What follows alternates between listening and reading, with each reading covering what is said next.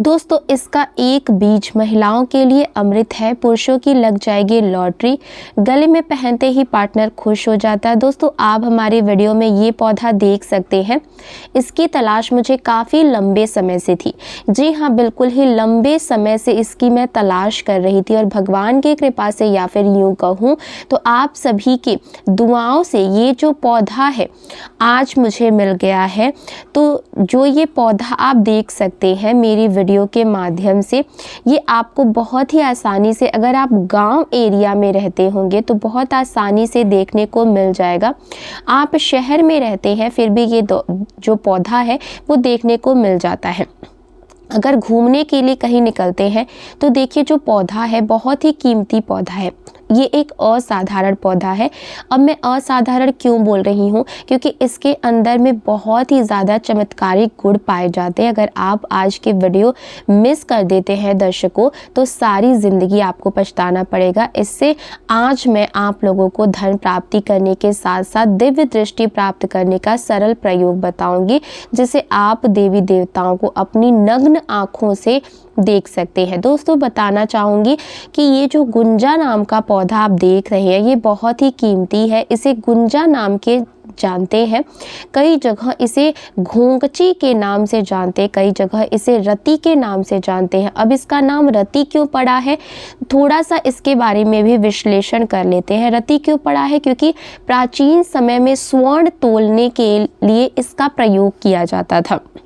जैसे आज भी देखना 1 रति, 2 रति, 3 रति इस प्रकार बोला जाता है। तो ये जो स्वर्ण है, जो ये एक प्रकार से कहा जाएगा तोलने के लिए या फिर सोना बेचने के लिए 1 रति के बराबर, जैसे कि इसे रति बोला जाता है तो इसके बराबर सोना दिया जाता है। तो इसका प्रयोग आज भी होता है। तो ये जो गुंजा है ये तो लाल कलर की गुंजा है। इसकी 3 प्रजाति होती है, लाल गुंजा, सफ़ेद गुंजा, काली गुंजा। लाल गुंजा जो है वो बहुत ही आसानी से आपको झाड़ वाले स्थान पर दिख जाती है, जैसे कि अभी मैं आपको दिखा रही हूँ।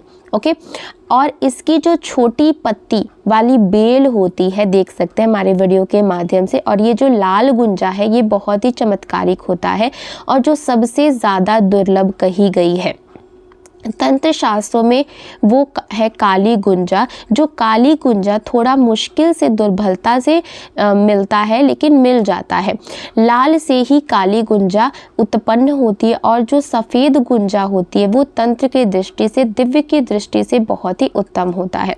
तो आइए मैं आप लोगों को इसके बारी बारी से प्रयोग बताऊंगी, केवल तांत्रिक प्रयोग बताऊंगी और इसके धार्मिक प्रयोग भी बताऊंगी। तो आप दोस्तों, आप लोगों से रिक्वेस्ट है चैनल को सब्सक्राइब कर लीजिएगा, साथ ही बेल आइकन ज़रूर दबाइएगा और वीडियो पसंद आए तो वीडियो को लाइक कर दीजिएगा। तो जो भाई या फिर जो भी बहन है जिसके विवाह में विलंब हो रहा है, बहुत सारे लोग ऐसे होते हैं जिनके विवाह में विलंब होता है, किसी ना किसी कारणवश उनके विवाह में विलंब आ जाता है या फिर लगन नहीं हो पाता है, चाहे लड़का हो या फिर लड़की। इसकी छोटी सी आपको जड़ ले आनी है, या फिर आप चाहते हैं जड़ प्राप्त ना हो तो मार्केट में इसके बीज मिल जाते हैं। तो जड़ लाते हैं तो अति उत्तम है, लेकिन बीज से भी काम चलाया जा सकता है। तो इसके 5 बीज ले लीजिए। जड़ लाते हैं तो और ज़्यादा अच्छी बात है, चांदी के ताबीज़ में डाल दीजिए, या फिर इसके बीज लाते हैं तो 5 बीज को चांदी के ताबीज़ में डाल दीजिए। इसके बाद आपको क्या करना है, धूप दिखा करके मंगलवार के दिन पहनना है। दिन का ध्यान भी रखना है, मंगलवार के दिन पहनना है। बिल्कुल ही आपके विवाह में जो विलंब हो रहा है वो विलंब दूर हो जाएगा, चाहे आप लड़का हो या लड़की, आपको इच्छित वर की प्राप्ति होगी। इसके बाद दूसरा इसका प्रयोग सुनिए। जो लोग शनि दोष से परेशान है या फिर मंगल दोष से परेशान है तो ये दोनों ही काट करने की रामबाण दवा है, यानी कि रामबाण इलाज है। दोनों को काट करने की, बहुत से लोग शनि दोष के कारण अपने जीवन को बर्बाद तक कर डालते हैं, जिसके ऊपर शनि की कुदृष्टि पड़ जाए, चाह करके भी वो आगे नहीं बढ़ सकता, चाह करके भी अपने जीवन में सफलता नहीं प्राप्त कर सकता।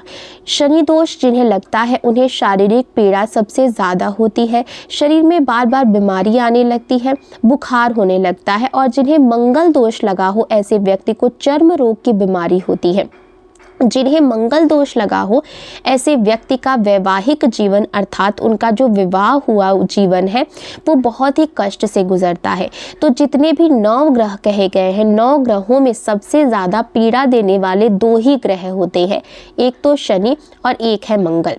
शनिवार या फिर मंगलवार के दिन ध्यान से सुनिएगा, शनि दोष से परेशान है तो शनिवार के दिन इसकी जड़ को लाना है, शनिवार के दिन इसकी जड़ को लाना है। और शनिवार के दिन ही आपको चांदी की ताबीज में या फिर ओरिजिनल तांबे की ताबीज में हो सके तो शनिवार शनि महाराज के लिए चांदी की ताबीज धारण करना उत्तम रहता है। तो चांदी की ताबीज में इसकी जड़ को डाल करके काले कलर के धागे में आपको इसे बांधना है और शनिवार के दिन शनि महाराज का ध्यान करते हुए, और ये ताबीज आपको इसकी जड़ को कम से कम, आपको एक बात का विशेष ध्यान रखना है, 1 घंटे के लिए सरसों के तेल में डुबा दें। इसके बाद आपको जो है इसे चांदी के ताबीज़ में डाल करके धूप दिखा करके धारण कर लेना है। कैसे भी आपको शनि दोष की पीड़ा हो, वो पीड़ा इसे पहनते ही तत्काल दूर हो जाएगी, आपको राहत मिलेगी और भविष्य में कभी भी आपको शनि पीड़ित नहीं करेंगे। पर पूरे विश्वास के साथ, पूरी लगन के साथ, पूरी श्रद्धा के साथ यह जड़ अवश्य धारण करना है, आपको लाभ मिलेगा। इसके बाद मंगल दोष की बात करें तो अगर आप मंगल दोष से परेशान हैं तो मंगलवार के दिन क्या करना है, आपको मंगलवार के दिन इसकी जड़ लानी है और लाने के बाद इसे आपको बंधन में डुबा करके रखना है। चमेली का जो तेल होता है और उसमें बंधन आपको डाल देना है, जिसे हम सिंदूर कहते हैं। सिंदूर में आपको इसे 1 घंटे के लिए डुबा करके रखना है। इसके बाद आप जो है इसे चांदी के ताबीज़ में या फिर कहा जाए तो हो सके तो आप जो है तांबे के ताबीज़ में इसे डाल दीजिए और लाल कलर की जो रस्सी होती है, धागा होता है, उसमें डाल करके आप जो है इसे धारण करें तो मंगल दोष से आपको छुटकारा मिलेगा। मंगल दोष के कारण जिनके शरीर में चर्म रोग संबंधी बीमारी हो गई है या फिर मंगल दोष के कारण जिनका वैवाहिक जीवन बहुत ही कष्टों से गुजर रहा है, ऐसे व्यक्ति के लिए बहुत ही ये लाभ पहुंचाएगा। इसके बाद दोस्तों, धन प्राप्ति करने के लिए हर व्यक्ति की इच्छा होती है कि उनके घर में धन संपत्ति की प्राप्ति हो। बहुत से लोग चाहते हैं कि उन्हें अथाह धन संपत्ति की प्राप्ति हो।